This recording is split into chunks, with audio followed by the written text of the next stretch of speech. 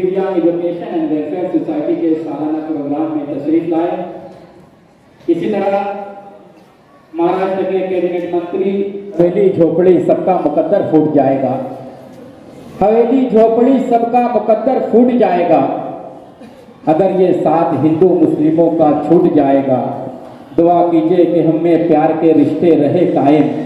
ये रिश्ता टूट जाएगा तो भारत टूट जाएगा। आपके सामने शहर मालेगांव के एडिशनल एसपी श्री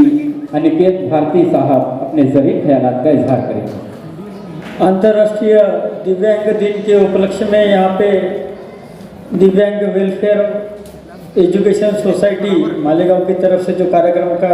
आयोजन किया है, वो कार्यक्रम के मंच पे उपस्थित सभी लोगों को मेरा नमस्ते। आप लोगों में जो दिव्यांग लोग बैठे हैं उनको भी नमस्ते और ये अंतर्राष्ट्रीय दिव्यांग दिन की बहुत बहुत शुभकामनाएं।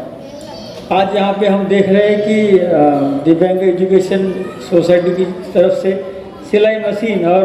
बैसाखियों का वाटप भी किया जाने वाला है। मैं बस दो ही बातें बोलूँगा कि सवेरे मैंने ये लोगों की जो रैली निकली थी वो लोगों को भी मुलाकात की, और अभी भी मैं यहाँ पे देख रहा हूँ तो दिव्यांग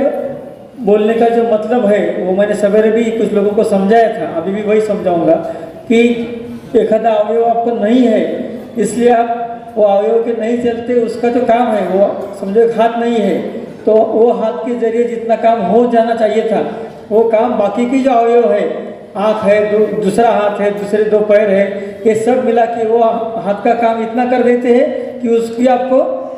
ज़रूरत नहीं महसूस होती, इसलिए आप लोगों को दिव्यांग बोला जाता है। तो मेरी भी इसी अंतर्राष्ट्रीय दिव्यांग दिन के आज के उपलक्ष्य में मेरी आप सभी को यही शुभेच्छा रहेंगी कि आप लोग जैसे सवेरे से मैं देख रहा हूँ तो बहुत उत्साह से ये दिन मना रहे हैं, तो आप लोगों की आंखों में जो चमक है, जो उम्मीद दिख रही है कि हम भले दिव्यांग है तो क्या हुआ, हम कुछ कम नहीं है, आप बोल रहे इसलिए नहीं है, हम कम भी नहीं हैं।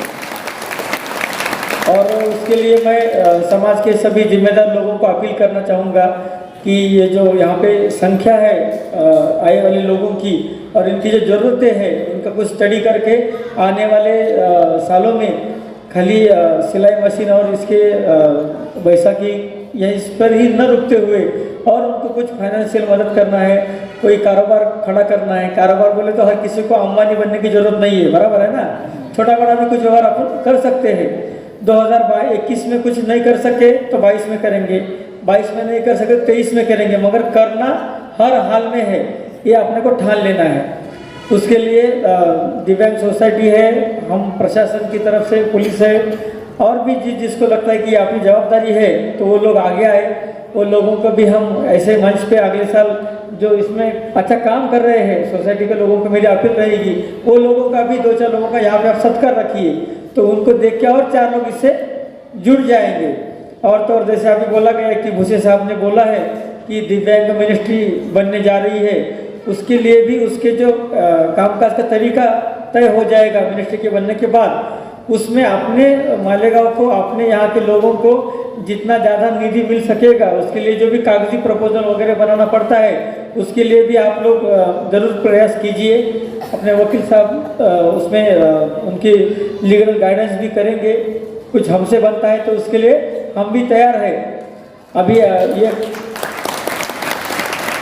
ये कार्यक्रम के लिए आप सभी लोगों को मैं फिर एक बार शुभेच्छा देता हूँ और मैं यही मेरा बयान रुकाता हूँ। जय हिंद, जय महाराष्ट्र।